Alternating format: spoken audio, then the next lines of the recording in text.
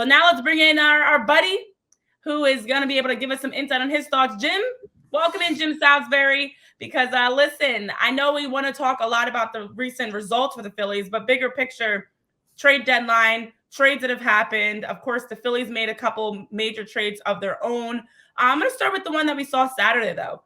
Are you surprised at all, Carlos Estévez, in that trade? Any surprises for you by that move to move two prospects who have been pitching very well to be able to bring in a Carlos Estévez as they lost George Klassen and Sam Aldeguerre? What were your thoughts on the price of that move? Some people didn't like it, some didn't, but I'd love to get your thoughts on good or bad deal.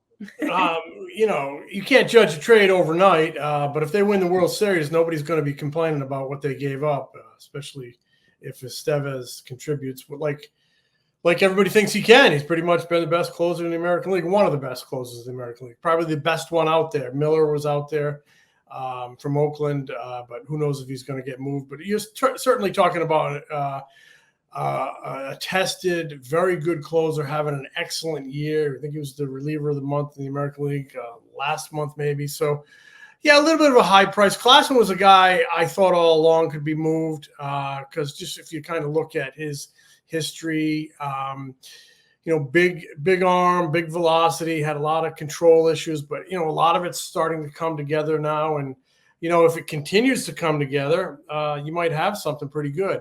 But he's mostly just a two-pitch guy, kind of profiles as a reliever. There's still a good bit of development curve there. There's uncertainty there. I think maybe you try to capitalize on the pluses he's shown this year and see what you can do.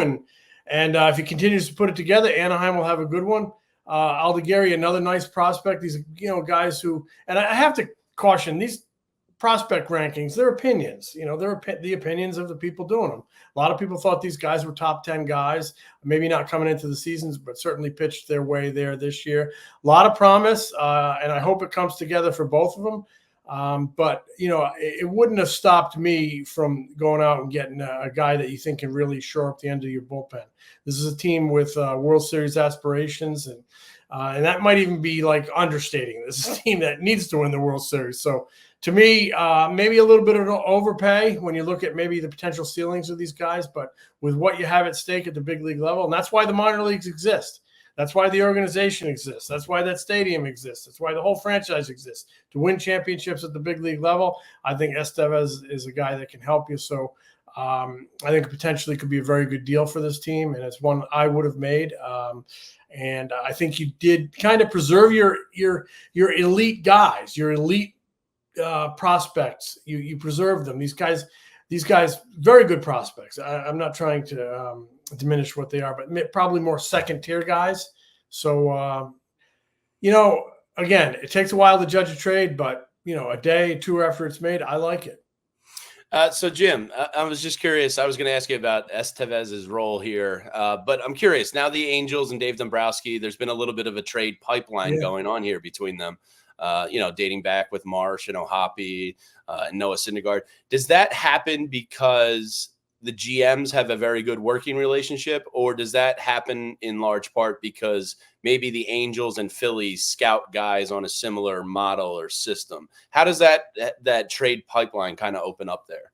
Yeah, I think it happens because they're two teams at opposite ends of the winning curve, the winning spectrum. You have the Phillies, who, starting in 2022 when they made those trades, the Marsh and the Syndergaard and the O'Hoppe and others, Moniak. The Angels were down, kind of rebuilding, whatever you want to call it. And the Phillies were up here going for a championship. So oftentimes, the team that is building becomes kind of bedfellows with the team that is going for it in a championship mode. And that's where I think that's more what we're seeing here. I don't think it's any shared values about players and how to develop them and how to scout them. To be honest with you, the Phillies, the Angels, every team, they scout everybody. Scouting is very, very sophisticated.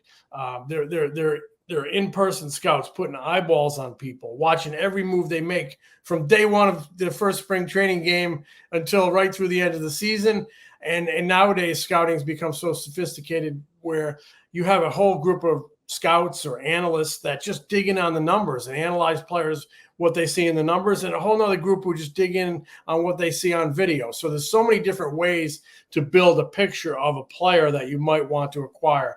I just think the fact that they've been frequent trade partners here is just completely reflective of where the two organizations are. A team that's going for it, a team that's just not there yet, and it does them really not a lot of good to hang on to veteran guys, move them for young players that might be able to help you. And then who knows, someday the Angels might be up here and the Phillies are down here, and they're still trade partners because they're at different ends. I mean, you remember when the Phillies were making all those trades with Houston? Ruben Amaro was making all those trades with Ed Wade. Oh, Ed Wade, he worked for the Houston Phillies GM. Ruben worked for him. Okay, of course there was a chemistry between the two guys, but the Astros were told to shed every bit of payroll they could, and the Phillies were taking on payroll trying to go for a championship. And it just so happened that they were at opposite ends of the winning curve, and they became, kind of logical trade partners. I don't think there was anything that had to do with anything sneaky there. Okay.